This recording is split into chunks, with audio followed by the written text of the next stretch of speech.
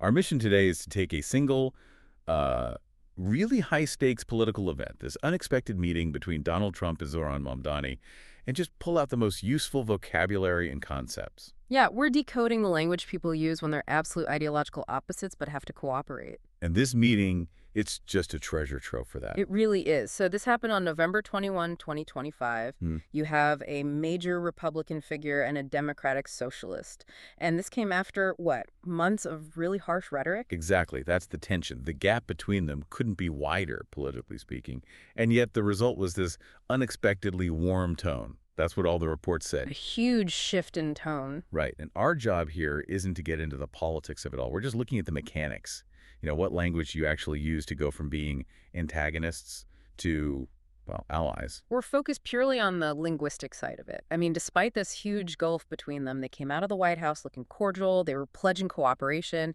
Which is a kind of blueprint, really. You could apply this to a business merger, a board meeting, anything high stakes. And what's so interesting is what they chose to focus on. It wasn't some abstract policy. No, it's all practical kitchen table stuff. Housing, food prices, the cost of living for people in New York. And that tangible focus is, I think, the key to understanding how they de-escalated things so successfully. So we're going to give you the exact vocabulary for this. How to talk about cooperation in a way that shows you understand the whole difficult journey of getting there. Let's do it. Okay, so let's start with the most surprising part, the change in how they acted. You've got two people who've been at each other's throats publicly, and now they seem friendly. What words capture that? The language is very, very deliberate. And the first phrase we really have to dig into is that it was a cordial meeting. I think a lot of people just hear cordial and think, oh, that means friendly. But it's so much more controlled than that, isn't it? It is, precisely. Cordial is critical here. It means friendly, yes, warm, but it carries this hint of formality, of respect. So it's not like they suddenly became best friends. Not at all. It signals that the talk was constructive, it was polite, but the huge disagreements are probably still there under the surface. It shows respect for the person's position, even if you can't stand their ideology. Right. So if I'm in a tough negotiation and I say we had a cordial discussion, I'm signaling that we were professional. We got something done, but we've kept our boundaries. It's a very precise word. And that leads right to the main headline from the event, the unexpectedly warm tone. And of course, the shift in tone. Tone's all about attitude, right? Yeah. And a sudden shift like that, especially in politics, it sends a massive signal. It's about intent. The fact that everyone was so surprised by the warmth tells you everything. It means they completely changed the atmosphere in that room. So if you're trying to reset a toxic dynamic at work, that's what you aim for, a deliberate change of tone. And it wasn't just words. It was also their actions. Which brings us to a really important detail. The sources kept calling it a face-to-face meeting. It's funny. In an age of Zoom calls, a face-to-face meeting almost feels old-fashioned. Why does being physically present still matter so much in these situations? Because it signals gravity. It signals necessity. When the stakes are this high, all the nonverbal stuff, it just matters intensely. You can't really pledge cooperation over an email. A face-to-face meeting shows both sides think it's important enough to commit their time, to travel. It's about looking someone in the eye. It forces a kind of accountability you just don't get virtually. That's a great takeaway. Insisting on a face-to-face meeting is a strategy in itself. It's a way to raise the stakes. Okay, so if we connect this physical commitment, to the bigger picture, the question is how? How did these two rivals, after months of insults, actually manage to set aside all that baggage? They had to find the right verbs, didn't they? And the sources gave us two. They had to either brush off or put aside their past fights. Yeah, and there's a real difference there. To brush off something is more like dismissing it, ignoring it. Like you brush off a petty rumor, it's a bit defensive. But what they had was deeper than that. Much deeper. So they had to actively put aside their differences. I see. So put aside implies a conscious choice, a shared decision to say, okay, all that negative history, we're putting it in a box for now. Exactly. It doesn't mean it's forgotten. It just means you've decided the shared goal is more important right now. And that's a huge step, especially when you're talking about textbook ideological opposites. Let's just pin down that term, ideological. It's about your core system of beliefs, your whole worldview, especially in politics or economics. And being opposites isn't just a small disagreement. It's a fundamental conflict in your operating philosophy. Which is why this is so newsworthy. It shows that even with profound ideological differences, if the need is great enough, you can still get work done. They didn't pretend the divide wasn't there. They just didn't let it paralyze them. And the whole point of putting aside those differences is to ultimately find common ground. That's the gold standard for success in any negotiation, isn't it? It absolutely is. Common ground is that little piece of shared territory where your ideas overlap. You might disagree on 90% of everything, but if you both agree that people need affordable housing, That 10% becomes your foundation. that's your common ground. And from there, you can build. And once they found it, the language became much more formal. They didn't just agree to work together, they pledged cooperation. Such a powerful phrase. To pledge is to promise solemnly, usually in public, and cooperation is, working together. So the whole phrase signals a formal, binding commitment. It's more than a handshake, it's a public declaration. It is. So think about two rival companies that have to work on a huge project. They're not just agreeing to a partnership, they're pledging cooperation.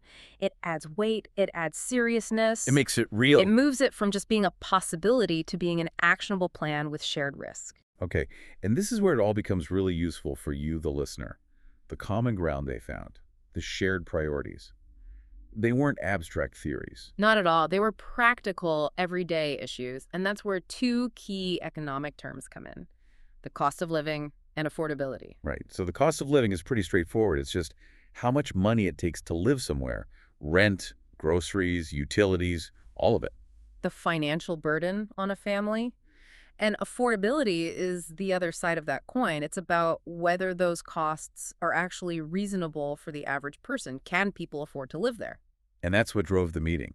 The sources were clear. It was about rent, it was about food prices, it was about housing. This makes the whole thing click into place. You can argue about ideology on TV all day long, but when people can't afford to put food on the table, these cost of living concerns suddenly become the top priority for everyone. It just eclipses the philosophical stuff. The sources specifically mention housing initiatives. And this focus on tangible problems was the catalyst. Mamdani even said they were speaking at a place of shared admiration, which is a beautiful way to put it. It implies you don't have to admire their politics. You just have to admire their commitment to solving the problem you both agree is urgent. Exactly. The undeniable economic pressure was the common enemy. It was this external force that was strong enough to push these two rivals together. So to make all this knowledge stick, let's look at the actual word chunks, the collocations that came right out of the source material. These are ready-to-use phrases for your own high-stakes communication. Let's run through the list. We have warm and friendly meeting, months of insults, pledged cooperation, and shared priorities. And also cost of living concerns, housing initiatives, ideological differences, and finally, face-to-face discussion. Those 8 phrases are just instant upgrades for how you talk about these kinds of situations. Let's try them out. Think of, say, a high-net-worth family trying to sort out an inheritance after years of fighting. How would you use ideological differences and face-to-face discussion? Okay, I might say, after years of conflict, which was fueled by their ideological differences over the family business, the lawyers insisted a final face-to-face discussion was the only way to break the impasse. That's very solid. It frames it perfectly. Okay, how about a hostile board meeting?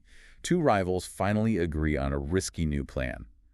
Use pledged cooperation and maybe unexpectedly warm tone. Right.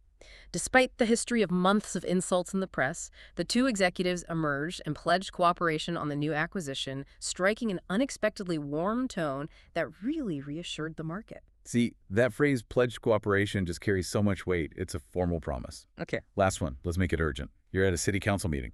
You need them to act now. Use cost of living concerns and shared priorities. We all recognize the council has significant ideological differences on the budget, but we believe that addressing the rising cost of living concerns must be the immediate shared priority that unites everyone in this room. That's a great sentence. It shows you how to use the language of consensus to kind of override the language of conflict. It's about making the mission bigger than the personal disagreements. So to wrap up what we've covered, we started with this big political drama, and we've pulled out a whole framework for mapping the journey from conflict to commitment. The vocabulary we talked about, words like cordial, phrases like pledge cooperation, find common ground. It gives you a map for navigating any complex negotiation. We saw that these rivals, despite their huge divides, were brought together by tangible, practical pressures, things that affected the daily lives of their constituents. The abstract arguments just kind of faded away. So what does this all mean for you as you navigate your own world?